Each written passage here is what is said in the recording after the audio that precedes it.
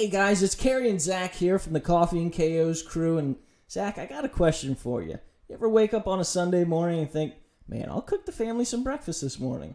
Yeah, time or two. Have you ever noticed how you throw the sausage links up on the griddle to one side, you throw the eggs up on the griddle to the other side? You never cook them touching. No, you don't ever want them to touch. It's weird. Yeah, I agree, man. And it got me to thinking, why do we do that with our underwear? I have no idea. That's a really good question. Yeah, I think it is too. But let me tell you, fellas, Sheath has solved that problem. They have come out with men's underwear with not one, but two pockets to keep your eggs and sausage separated. Thank goodness. This has been a problem for way too long. I can't believe it took, I'm 26 years old, 26 years at least, to come up with something so intelligent. The material is great. Everything about Sheath underwear is amazing. And what's even better, we have a promo code. Promo code Coffee N KOs. If you use the promo code Coffee, the letter N, KOs, at checkout, you get 20% off your entire order. It's a hell of a deal. And let me tell you, the underwear are well worth it. So make sure you go to sheathunderwear.com. Promo code Coffee N KOs. Make sure you separate the sausage and the eggs. And make sure you sheath your dagger. Sheathunderwear.com. Coffee N KOs promo. 20% off. Go get yourself the most comfortable underwear in the world. And don't forget to sheath your dagger. Ladies and gentlemen, Fight Bananas presents Coffee N KOs Outside the Octagon. We're crazy about fights and jacked on caffeine.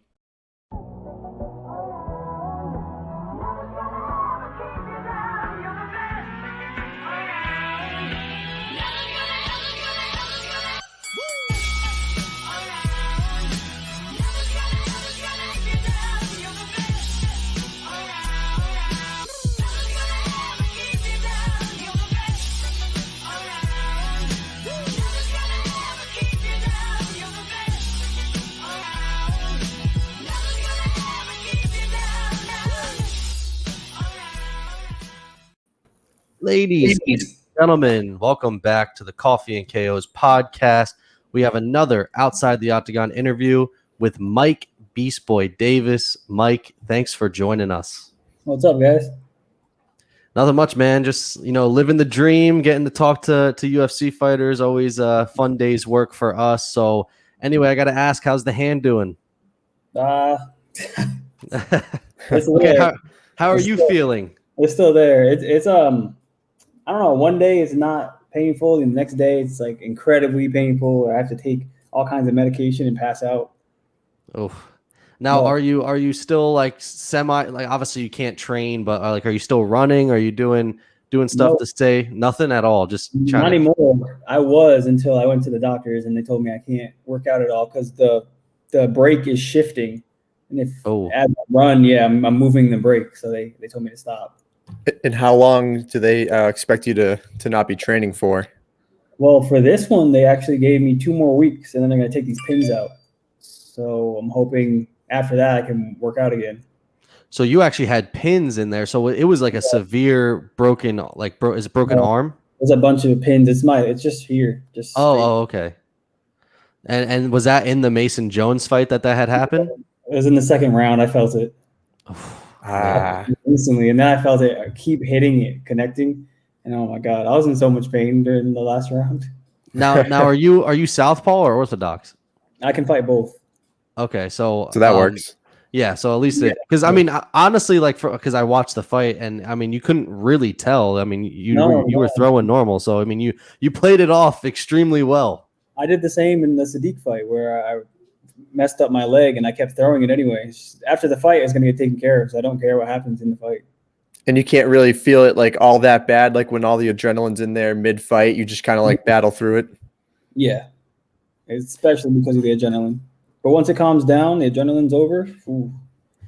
I gotta ask, what does the next day feel like after being in an absolute war? That is one thing I don't think I've asked in any interview, but you were in potentially fight of the year candidate. I mean, a great fight with Mason Jones, who's a upcoming prospect. And I mean, that was a war. You guys both just landing tons of shots. And what does the body feel like the next day after a fight like that?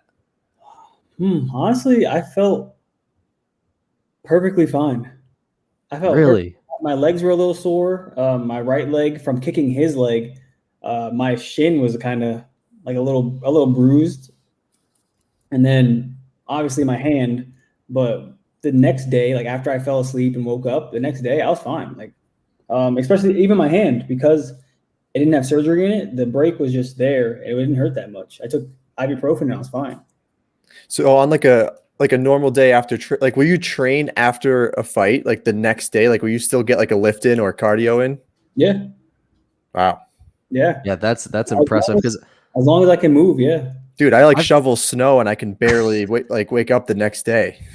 yeah, same. You're in Florida, so I don't know if you know what that means, but I do the same thing. I do like an at-home workout, and I'm like laid up for like 3 days.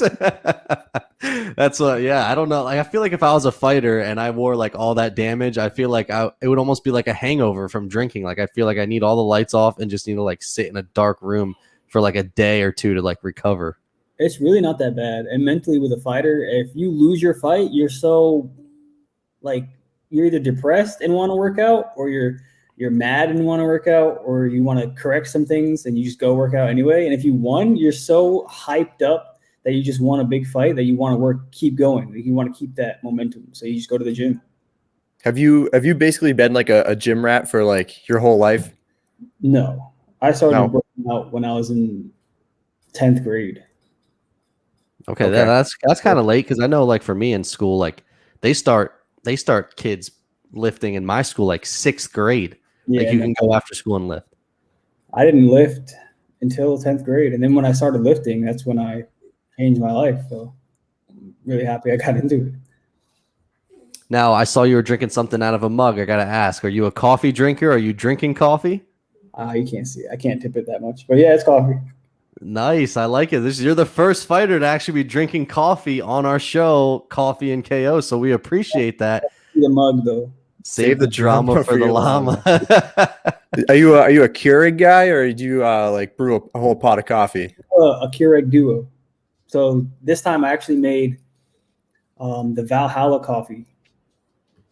I've never had it. Grinding coffee. It's Indonesian volcanic coffee. Oh, nice. I see. I'm a basic bitch when it comes to coffee. Like I drink like Folgers, like dark roast coffee. Like I'm too broke to buy the good stuff. That value brand. Yeah. I don't know. Look, go to Amazon. It's like $15. It's the world's strongest coffee. You have Valhalla and Death Wish. Oh, Death Wish. Who was just talking about that? Scares me, man. Death Wish scares the shit out of me. I feel like that stuff has too much caffeine in it that I might have a heart attack if I drink it. It's like a monster. Every cup is like a monster. Do you do pre-workout as well? No.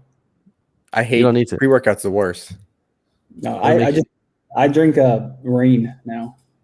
What is it? Rain is good. I do like that energy drink. Yeah, it has like the amino acids and stuff in it. Yeah, I do like Rain. I think it is newer, but I do enjoy that. I like that jalapeno strawberry. Oh God. Yeah, jalapeno strawberry. So good. That shit sounds. I haven't had that one yet. I'm more of like a peach guy. I'm a little fruity, little fruit action. The new one, Watermelon Warzone or Watermelon Warlord, something like that. I'm gonna have to try it out. I haven't tried it yet. Yeah. So anyway, man. So wait, you're drinking coffee. You drink it black or do you drink it with cream, sugar? Cream. Okay. I drink my coffee black. I don't know why. Maybe like I said, I'm basic. Easiest way to get coffee. Yeah, to me, like coffee is such a cheap thing. Like it's cheap. Like you start adding all the stuff in it, and then it starts getting expensive. It's like going to Starbucks, right? Like we always people for whatever reason, all the people we interview, they love Starbucks. But like you go to Starbucks, you're paying like $6-7 for a coffee. I can make a whole pot of coffee at my house for like $1 if I don't use cream, sugar, and milk. I agree to that. I have 2 kids and a wife. Like I'm frugal as hell because I know my wife is a shopaholic. Like she buys crazy amount of stuff, and my daughter is going to be the same exact way. I can already tell. Like my kids got like hundreds of pairs of shoes. So I got to be cheap in my coffee because it goes all towards shoes and clothes for my family. Let's get into the nickname Beastboy. What's the behind the scenes story on that? How did you get that? I was training up in Saratoga, and someone gave me the nickname Beastboy because I can box. Originally, I was just a boxer, so I was going with a bunch of boxers, and I was doing fairly well. I was young at this time, and then they put me with a wrestler, and when he shot on me, I sprawled, and I was able to out wrestle him. So they're like, "Oh, this kid can adapt to whoever's thrown at him." So and they called me Beast Boy, and I was like, "As in what? As in the Teen Titan? Because you can change into whatever you need." Oh, the Teen Titan. That's what I was thinking, like Beastie Boys for a second, but Teen Titan. That makes more sense. His powers adaptabilities, right? Something like that. Yeah, something like that. He just changes to whatever he needs to at the moment. Yeah. So I wanted to ask, why didn't you? So you're 3-0 as a boxer. Why didn't you stick on the boxing path? Obviously, boxing is more lucrative right now. I mean, I don't like boxing personally. I much rather watch MMA, but boxing is obviously way more lucrative than MMA. So why did you make that switch? And we're happy you did, because I mean, your skill set is very good and it works well in the MMA and the octagon. But I was just curious. I only did boxing because I was waiting so long for anyone in the world to accept a fight against me in MMA. So I just took boxing fights to kill time. So you were in MMA prior to that, but you just were having a tough time finding a fight, and you were just like, I'll just box, and you just weren't very good at it. Picked it up. Yeah. Why is it so freaking hard to find fights for, like, because we just had Jeff Molina on, and he was just saying that, like, he started out 1-2 as a pro because he got so frustrated that people weren't accepting fights that he just decided to accept fights at different weight classes just to fight because he was getting annoyed while waiting. Why is it so hard to find a fight? Is it because, like, you're dangerous and they don't want to fight you? Like, what is it? Look at him, dude. I wouldn't want to fight him. That's it. It's simply that. It's so I'm 1-2, say I was growing up, and I'm 2-0 as a pro. Now I beat the number 1 featherweight in the state, in the Southeast for my pro debut. And then they had to fly someone in from like California for my second fight. And then after that, everyone knew who I was and they wouldn't fight me. They had 9-0 people, 9-1, 10-2, anybody. It doesn't matter. And the reason they didn't want to fight you is because they're so high, ready to get into the UFC, that if they took a fight against a nobody like me and lost, they'd break their chance. And then I would get into the UFC at a short thing. So it's kind of like a padding, like they do in boxing too. So like that sucks though, because it's like, you know, it almost delays your chance getting to the UFC, or delays your progress because people don't want to fight you. 100%. And that's why I have offered to fight at 45, 55, and 170. Could you make 145? Yeah, I can still make 145. Damn. Impressive. And then so your first like 6 or 7 amateur fights, you know, you're winning by like armbar, all these different types of submissions. Did you also have a grappling background before all this too? Nope, I was just a big wrestler, and I learned an armbar, and then I just kept tapping people with armbars. I was so scared to punch in fights. I was terrified of striking. Really? That's scary. Yeah, it's interesting now because that's all I do. But was that just because your training wasn't, like, the level of your training wasn't there yet, or what was going on there? I think I was just afraid to get hit. Yeah. I remember. You're not scared now to get hit because that is. I just recently watched an old fight against Tevin Terrence, he was like 20-2 as a boxer, trained at a TriStar MMA, came into the gym or into the event with like Spencer Page, who was in the Ultimate Fighter at the time, and I had to fight him for the title. And I remember we started and he just looked ready, and I was like, oh shit. And then a second round comes and he hits me with like 3 punches. I was like, nope. I just immediately started taking him down. So is it like, what is that feeling like? Like, is that those jitters gone now? Like you get hit? Because obviously Mason Jones fight, like there was none of that. Like you guys were exchanging back and forth, and there was no let up the entire fight. So those jitters have completely gone. Yeah, they're gone. Gone now. And I treat every fight like a sparring match. I think that's like kind of the smart way to do it. I mean, you guys, because that's the thing. Like I feel like you fight all the time. You know, you're not just fighting in the octagon. You fight when you spar. You're always training, so you almost get used to it. Now, do you still get nervous for fights? Like on fight day? Nope. Not on fight day either. Damn, that's I think once you've ice in his veins. Because let me tell you something, I would get the nervous. I would be nervous every time before a baseball game. Like I'd always be scared. It's not that bad, especially. I know that there's one thing that changes your mindset, and that's if you see your opponent outside of the cage and they'll say something to you, it immediately takes all your nerves away. But if they like says something to you, like just like a hey, what's up, or like talking shit type of thing. When you hear his voice, it brings calmness to you. It's weird. I bet no fighter has ever said that, but it's just like a psychological thing. So when we were waiting in line to step on the scale, I was behind Mason, and I said, "Welcome to the UFC," and he turned around and said, "Thank you," and blah blah blah. And then right there, it was like any nerves I had were gone. Have you had any bad blood with anyone that you fought? Because I mean, you seem like a pretty chill, relaxed guy. Like I feel like I can't even picture you ever getting angry. Like you just seem gentle giant. Yeah, that's pretty much it. I've never had bad blood with anybody, and I don't know if people have bad blood with me, but I've never had that feeling where I need to scream in your face or talk shit or anything like that. I've never had that feeling. Has anyone tried to like get under your skin before a fight and you just kind of avoided it altogether? No.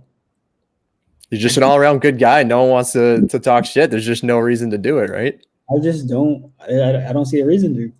My skill set speaks for itself. When I show up, I do my thing, I go home. You're pretty big on Instagram. You got 25,000 followers. You know, that's pretty good for compared to us. So does anyone talk shit to you on there? Like, do you see the haters on social media and you just block it out like whatever? No. After fights, especially after a fight, I get messages, maybe like 100 messages from people around the world just saying, I know I could beat you. I see your flaws. I see your weaknesses. You can't do this. You can't do that. Fight me all the time. Tons and tons of them. And do you like reading? Do you like reading those? Because I feel like I would like reading those. It'd make me laugh. There are times, especially like right now, since I can't do anything, that I'm just going through all the messages and responding and saying. Oh, you respond? Yeah, I respond to everybody. Nice. Yeah. I like that. Everybody. You're like, yes, show up. Yeah, exactly. That is hilarious. And I would think another point too, we were saying like the jitters being gone. It's like once you face Sadiq Yusuff and you've also faced Gilbert Burns, I imagine after that, you're good. Yeah, I'm good.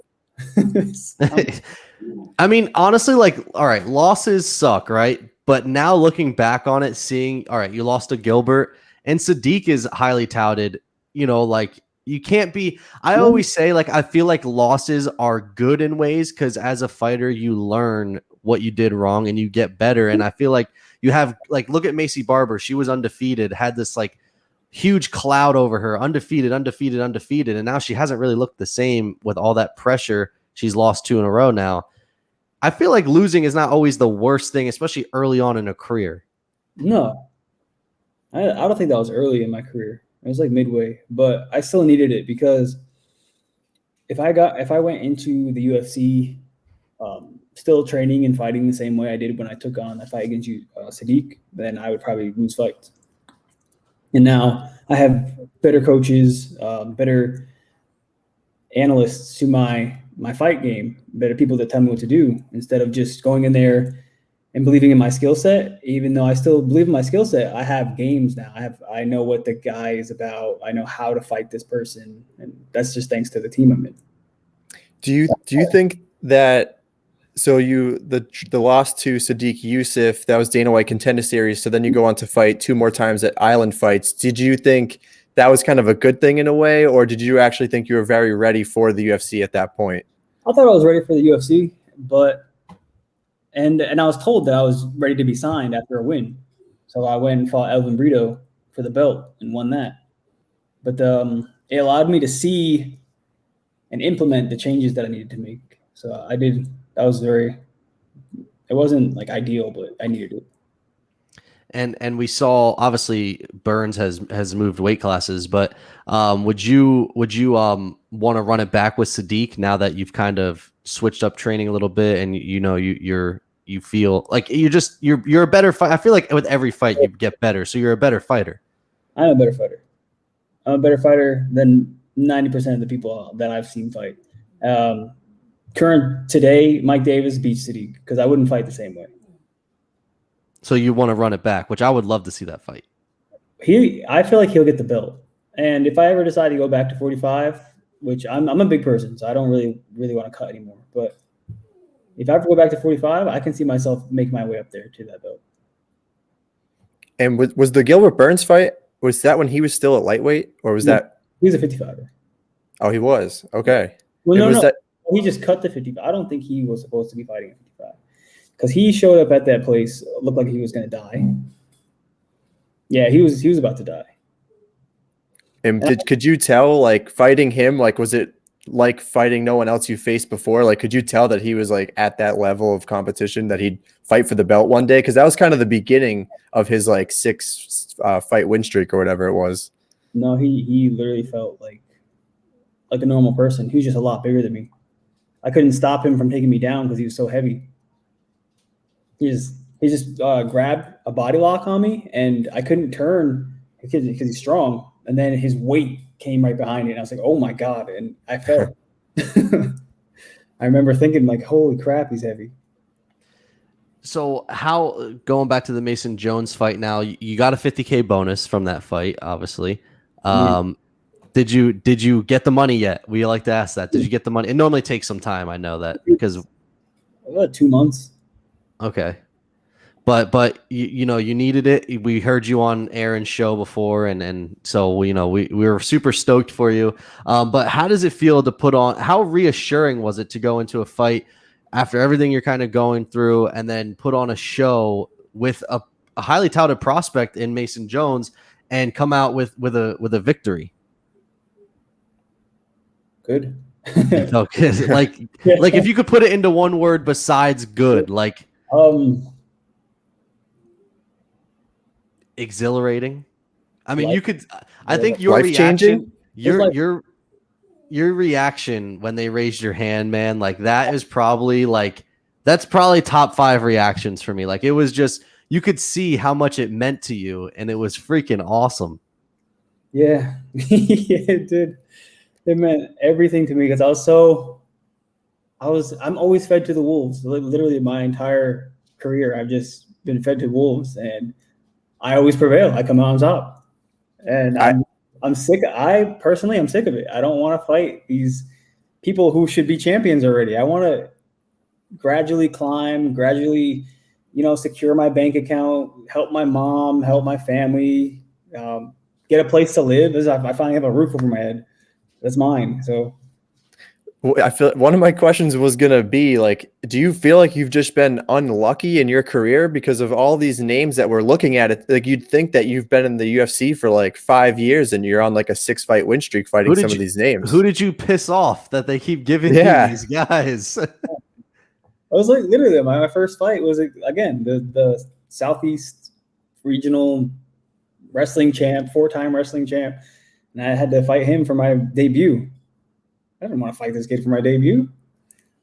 Yeah, I feel like most guys when they make their debut, like especially like you were a known person going into the UFC. Like I feel like it should be, to get Gilbert Burns, Sadiq Youssef, Mason Jones. Like why haven't you been able to get some guys that you can kind of just like you said build a record? I want to give some props to Mason Jones. He's finishing 95% of the people he fights. I promise. He's going to be in the top 5 within a few years. Did he surprise you? Like, did you not expect that level of like output and just kept pushing forward after you were hitting him hard? Like, was he? Yeah. He just kept coming forward. No matter what hit him, he would continuously keep coming forward. I was super surprised at his toughness, but in a fight, I don't think about that. I just keep thinking until the referee stops us. I can't really hear the bell. So until the referee stops us, I just keep defending and fighting. Yeah, I mean, some of the shots he wore, it's like, how the hell did he stay standing? Like, especially like for rounds 1 and 2, he wore some massive shots and he just didn't go down. Like he just kept throwing too. It was incredible. That fight as a whole was, like I said, that was one of the first fights of 2021, and it was insane. Yeah, I need to ask him what his training is for pushing out that kind of output.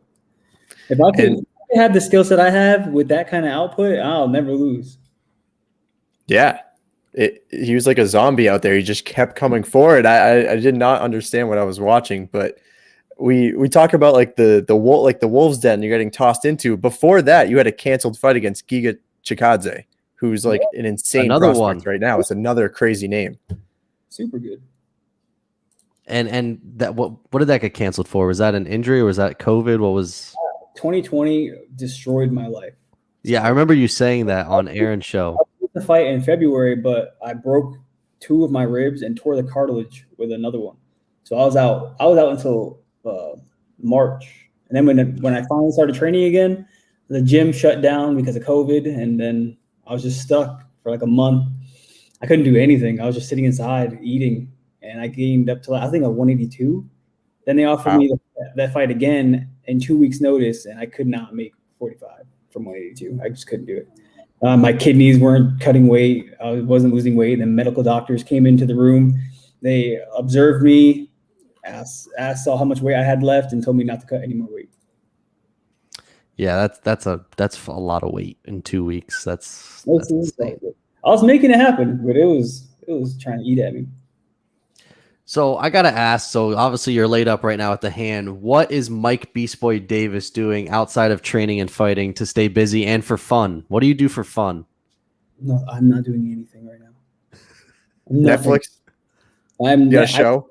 Every show that you can think. Really? I've done everything. I spent a good 2 weeks moving into this place, and then I spent a lot of my time driving around and finding places to furnish. Now I got the whole place furnished. Everything's set up. Now I'm just kind of like online shopping. I just bought this watch. It's a sick watch. Nice, like that. Nice little present to myself. Sent my mom a bunch of money. She just got back from New York. She was stuck there. Now she's here, and I don't know. I'm probably gonna go up and see them Thursday. You're gonna go up where? They're in Daytona. I'm in Fort Lauderdale, so I'm okay. 4 hours away. Will you go to the gym at all just to kind of be around everything? There's a gym. I mean, my gym I just moved right next to is like 3 miles up the road. But the gym here in the building I go to and I just climb the stairs is really the only thing I can do that doesn't shake my hand a lot. And are you still with the American Top Team? Yeah. Do you ever just like kind of go in there and just kind of check things out, see what's going on, talk to some people? I was when I first got back from the fights. I was in the gym like the next day. I got back on Thursday and I was in the gym. And I can't punch anything, but I was kicking the bag and doing that and then watching the kickboxing training they had going on. But now that I can't really do anything, I can't use my hand at all. I don't want to go there because I want to train. Yeah, I feel like that would be rough. Like I wouldn't want to go somewhere if I couldn't do what I love to do. That would be pretty rough. Do you play any video games at all? Any of the? Oh yeah, duh. Still tough. Yeah, that is rough. I'm so bored. Yeah, you're a righty too. PS5, brand new. You got the damn it! I hate you. Is that like an insider thing? Like you must have known someone. Like it's impossible to get. It's covered in llamas, but it's underneath the TV. Are you a llama guy? Yeah, I like llamas. What's the backstory behind that? I don't know. I like llamas and alpacas. More alpacas than llamas, but there's an alpaca farm next to where I live. Up. Oh, I live in Pennsylvania. Oh, okay. Yeah, yeah. I'm not. I wish I lived in Florida. I'd be. That would be great. I've been pressing Dave to help our show blow up so that we can freaking move to Florida. I hate it here. Yeah. We got like 5 feet of snow this winter already. It's ridiculous. It's still snowing, right? No? Yeah, it snowed today. Another 6 inches today. I'm like, it snows every day. It's depressing. But yeah, if you ever come to Pennsylvania, I can take you to an alpaca farm. Yeah. You'll be in your glory if you love them, man. Yeah. Actually, the other guy, he's not with us right now because he's out plowing the roads, but he actually used to own a llama. Oh, really? Yeah. For what reason? Just for like fun. A pet? Yeah, it was his grandfather's pet. I'm gonna get an alpaca as a pet. I mean, You should. I don't know if a 50K bonus would cover that, but like maybe another 2 50K bonuses. How much are they? They can't be that I don't much. know. I mean, I feel like all those weird animals are expensive. I think it's the housing of like the maintenance of an alpaca that gets you. Probably. I mean, so you'll be like Mike Tyson with the tiger, but it'll be with the alpaca. That'd be pretty sick. You have to do like a photo shoot with it. 100%. Because I'm definitely getting a picture on top of it. Yeah, that would be freaking On sweet. top of it? Yeah, I'm gonna ride it. Oh boy. Yeah, I mean, you could. How did you get the PS5? I want to know because I can't get one anywhere. That's a good question. So there was actually a Facebook ad, and I posted looking for a PS5, and I met this guy who actually knew who I was. Sold it for me for $780. That's not terrible. I've seen them going for $1,000. Yeah, bad. People pay people on eBay like $2,000. I'm like, yeah, okay, buddy. I'll just wait like till March or April, maybe May, and get one. It's like $1,000, $2,000 right now.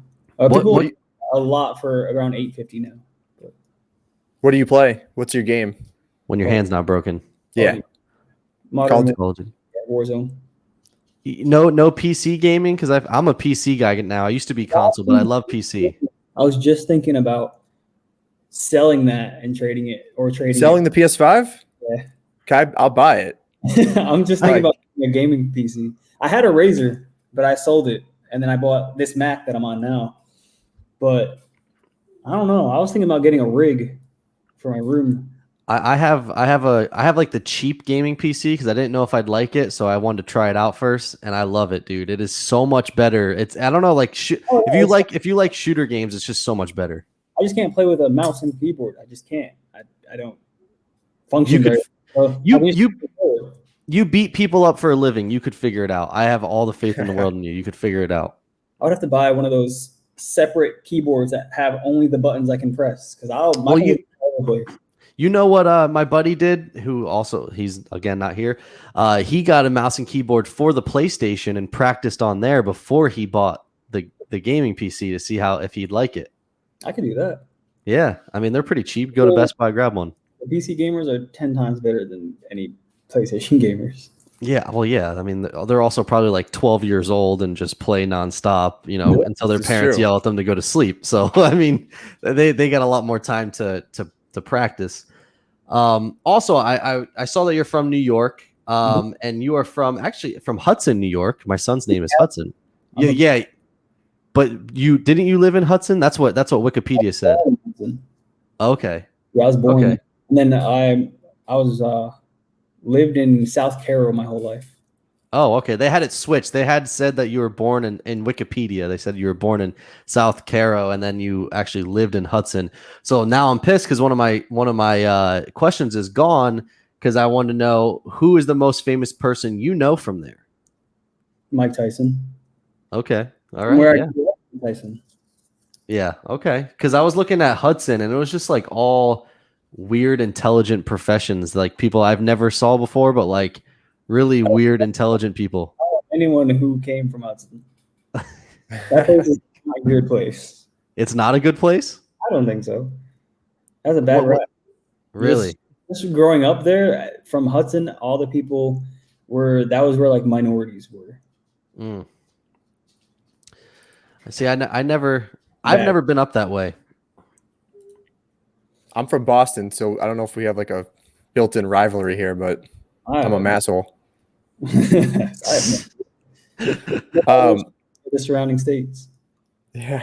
One of my questions was, and I'm going to ask every UFC fighter who watches anime this question, but why does every UFC fighter like anime? Every single one, I swear to God. Fight scenes are amazing. Like I wish the UFC fights were like anime fights. I wish we all knew how to fight like that. It would be amazing. See, that's the first good answer we've got. I agree. The fight scenes, at least he broke it down by like why he's interested in it. Everyone else says, well, we just like anime. At least he said like the fight scenes, like that's pretty. The fight scenes. You watch you got Demon Slayer, you have Dragon Ball Z, everybody loves. Imagine turning the TV on to watch UFC and every fight's like a Dragon Ball Z fight. Of course you're going to watch it. Yeah, that's a good point. That is definitely the best answer we've got. Did you watch Avatar? Everything. You're just all in on anime. And Netflix has a whole section now too, right? Yeah, decent. Not too many, but decent. So what did you binge? Like you said, you binge watched everything. What was your favorite thing you have binge watched since you've been laid up? Oh, I liked it. It was a TV show, I think, from England called Dirk Gently's Holistic Detective Agency. Is that on Netflix? Yeah, it's on Netflix. I have not seen that. I'm gonna have to check it out. It's good. It is about like holistic, where everything is intertwined and comes from or connected. And there are people in the world that possess these unnatural abilities. Like there's one girl, one of the main characters, she was set and she can never be hurt, and she kills everyone that she meets. So she should be a UFC fighter. Pretty much, yeah. She should be the champ. Cannot be hurt by like destined universe.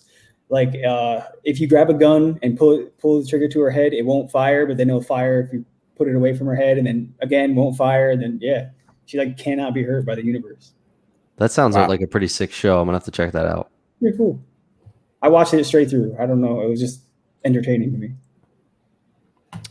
All right, so we're going to move on to our next segment. So we call this the Sheath Significant Strike segment. So this segment is obviously brought to you by Sheath Underwear. Go to sheathunderwear.com. Use promo code Coffee N KOs. You get 20% off your entire purchase. Best underwear in the world. Make sure you go check them out. Let's get to it.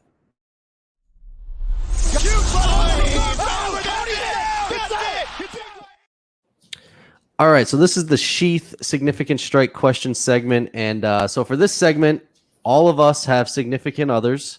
And so we like to involve them in our show. So what they do is they each form a question for you. So 3 questions, and you got to answer all 3. Answer all 3, and then tell us which one is the best.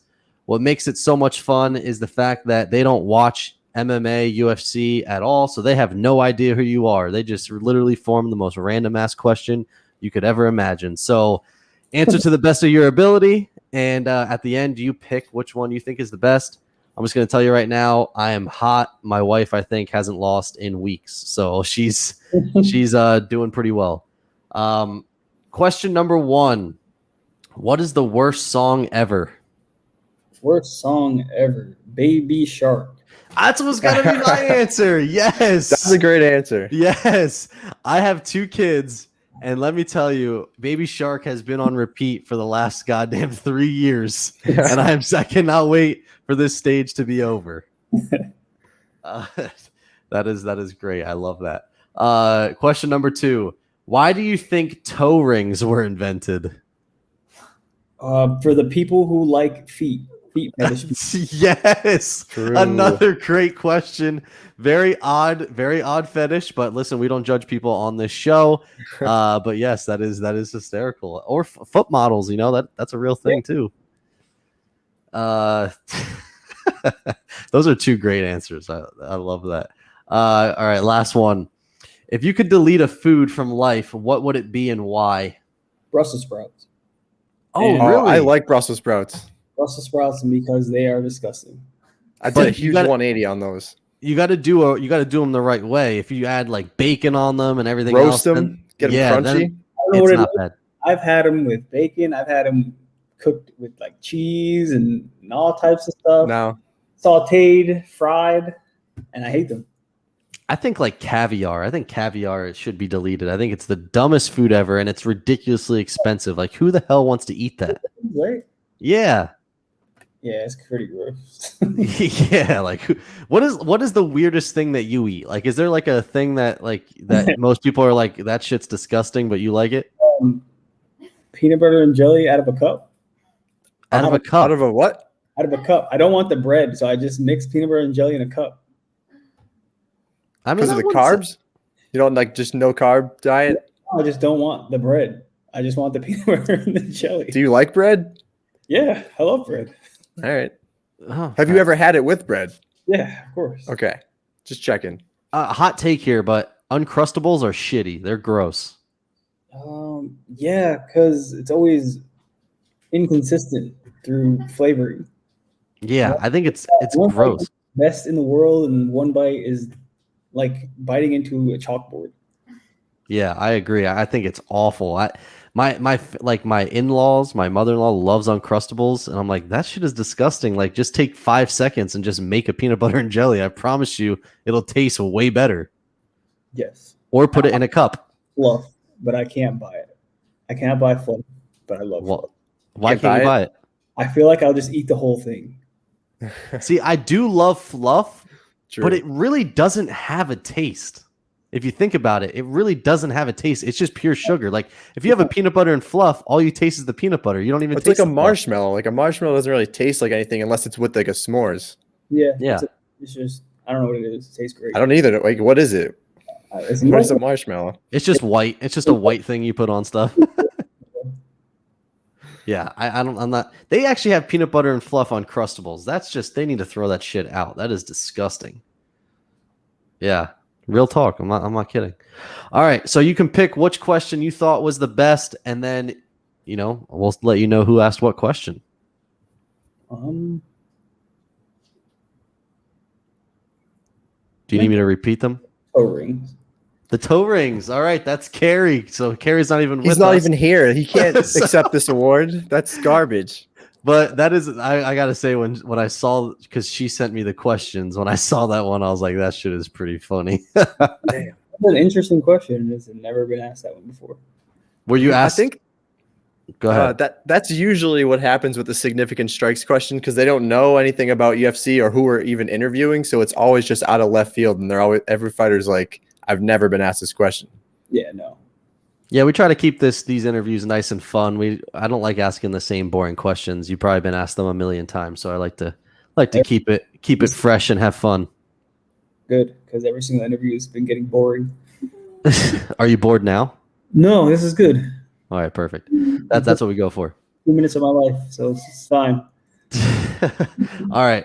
Steve's going to bring you through rapid fire, and then we'll let you, we have rapid fire. Then the last segment is called The Floor is Yours. You can plug any sponsors. You can ask us questions, whatever you want. So, Steve, rapid fire, and then we'll get to the last segment.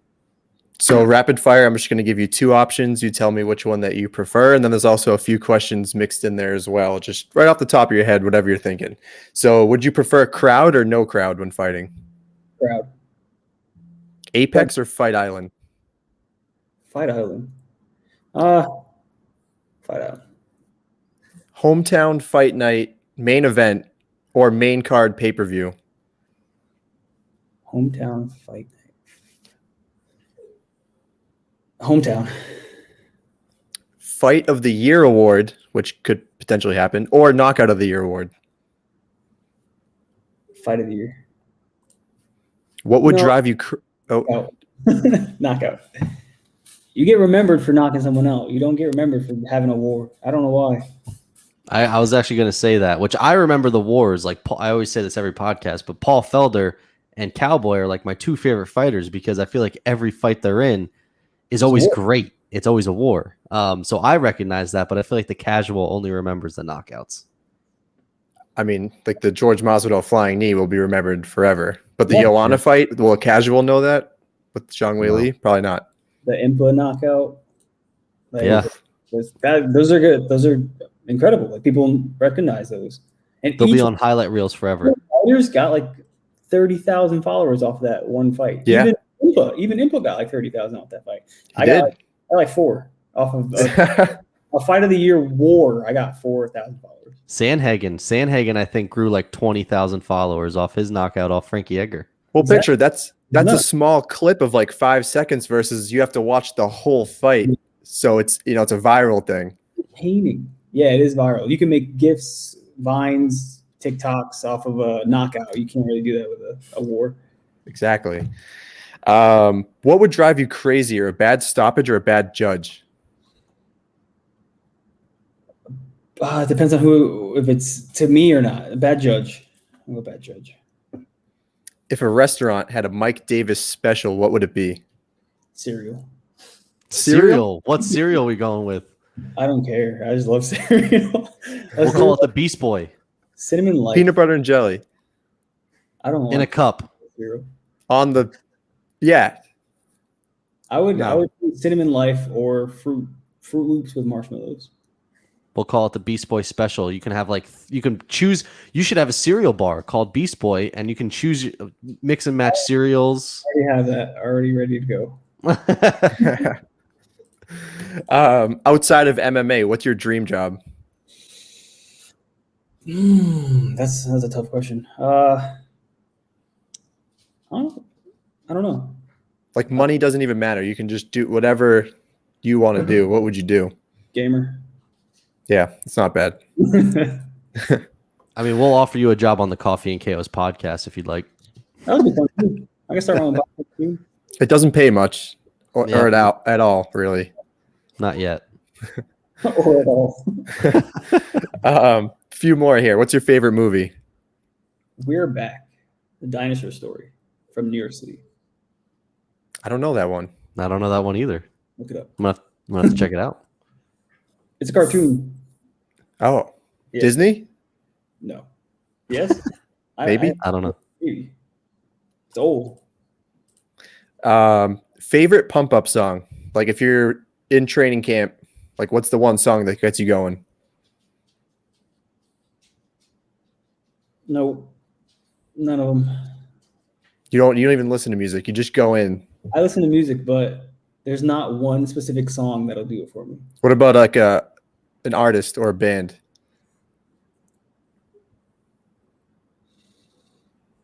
Oh my god. No.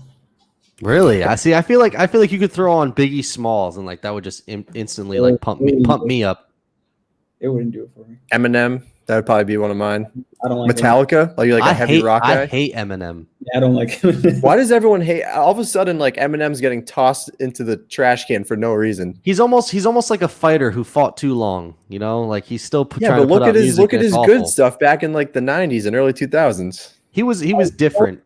Freddie Dredd. I don't Who is know. it? Yeah, Freddie Dredd. I can listen I to don't know his who that music. It's kind of like rap EDM type music. I don't know how to explain it. It's really I'm good. gonna check it out. Are you an EDM guy? Because I'm not an EDM guy. Oh, okay. Because Curtis Blades came out to EDM, and I just feel like that is such a buzzkill. Like I cannot hop on the EDM train. That might be why he got knocked out. Because that is just a piss poor choice of music. All right, last three here. This upcoming weekend, Cyril Gahn or Jairzinho Rosenstrike? I have no idea what that question is. The two fighters. Do you know the fighters Cyril Gahn and Jairzinho Rosenstrike? Nope. No? I don't think so. The heavyweight fighters, they're both ranked top 10 in that division. Guess not. Rosenstrike fought Francis Ngannou recently and they got killed in like 20 seconds. Did you see that? Okay, yeah. That's Jairzinho Rosenstrike who got knocked out. Okay. Cyril Gahn fought He's at my JDS. He's at my gym. Dude, no, that is he? And you don't know him? Mm-mm. Oh my! Who gave you that information? Did someone just say he trains at your gym and you were like, oh yeah, he does? Yeah. Oh my goodness! How do you not know? He's a large man. So Can't you're miss already. He kind of looks like Derek Lewis. They're kind of similar. Yeah, they kind of look big guy. When I first saw him in the gym, I was like, "Oh, Derek Lewis is here. That's weird." You're like, what's up, Derek Lewis? He was like, what?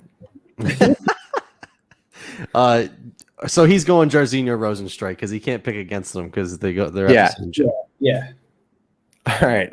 I think you should put money on it. We're gonna go the Mike Davis special bet this weekend. We're going. I tried to bet the other day, and I had the worst time trying to get money into this account. So I'm not betting ever. Ask Dave. He'll give you advice. Yeah, he knows. Or Aaron the dog. They're the betters. Last two here. And I don't know if you'll be able to give me an answer, but who's the best pound for pound fighter in the world right now? You have to say Khabib. I mean, he's done fighting. I think he'll come back and do one, but if not, he went through the whole division. Literally, like the entire division. We can't Like say with ease, no adversity the whole time. yes. All right, I'll allow that. We had a John Jones answer earlier, so I would accept both of those. I think Mighty Mouse is incredible. Thank you. I love yeah. Demetrius Johnson. He's so forgotten. It's ridiculous. He is. Well, where is he now? He's in One. All right, last one. Describe your fighting style using one word. One word. Clean. Clean. That's good. I would agree. I feel like I you would have a agree. hype man. You have a hype man in the background. This is hysterical. Did someone feed you that answer too? No, I feel like I heard after he answered that.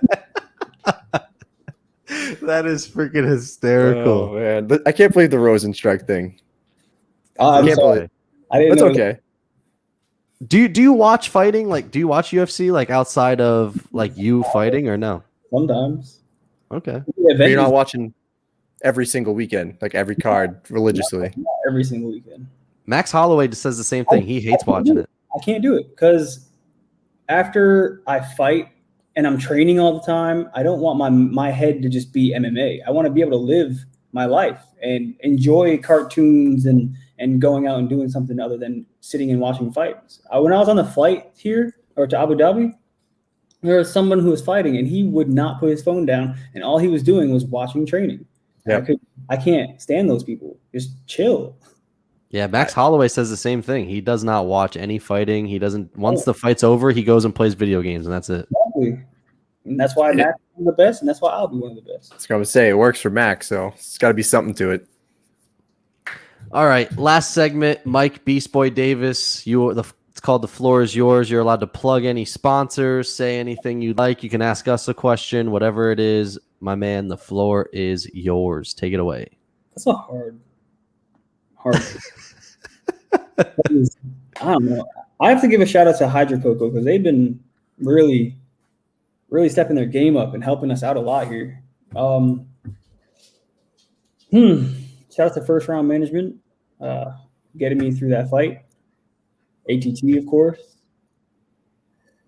Ooh, a lot. I have coffee, cannabinoid coffee, CBD, Vital Minds CBD company. We have Flamingo Wear or Mingo Apparel. If you want to get the wording right. My goodness. Who else is sponsoring us? I need a list. You need a list of you need a tag. things. This is like a tag team, WWE tag team match. He's looking for the tag right now to help him plug his sponsors. For Sigmatic, they're sending me protein and coffee. It's all like mushroom based for digestion, so they're very, very helpful for them. Thankful for them. I mean, you could, if you want, you can say shout out to all my sponsors. I appreciate you guys. All my sponsors, I appreciate you guys. There you go. Well, the ones that I like the most are the ones I remember. So, Okay. Shout out to Whoopie Cuts Barbershop. I haven't seen them in a long time, but growing up, they've been through my whole pro career. They've given me haircuts for free. Every single fight, they do my hair, and I'm very thankful to have had them. They braid my hair. They take me in. He's even driven all the way down from Daytona to come down here and cut my hair. So big thanks for Wicked Cuts Barbershop up in. You got to look fresh on fight day for sure. Always. I'll never get my hair cut by someone that I traveled to outside of here, of course. All right. Do you have any questions for us before we shut it down? You can say no. It's okay. Are you guys a fan of mine? Yeah, we had you on the show. This doesn't. I'll be honest. The Mason Jones fight was the first I've seen of you, but definitely am now a fan for sure. Have you watched the rest of my fights now? I don't have Fight Pass, but I mean, I have Fight Pass. I'll check it out. Check out the Thomas Gifford one. That one's on ESPN. Yeah, I'll check that out. And you can find anything on YouTube. Let's be honest here. Probably. But no, yeah, I'm a fan for sure, and can't wait to have you back on the show. This was a fun interview. Listen, man, best of luck in the future, and again, we really appreciate you having on. Awesome. Cool. Thank you, guys. All right, man. Yeah, thanks, man. Thank you. Appreciate it. Everyone, that was Coffee and KOs Outside the Octagon. Make sure you check us out. All social media platforms, Coffee and KOs 1. You can check us out on YouTube. The full video interview will be on YouTube 2 Wednesdays from now. Go check it out. Follow us, subscribe at Coffee and KOs. And everyone, we will see you guys next time.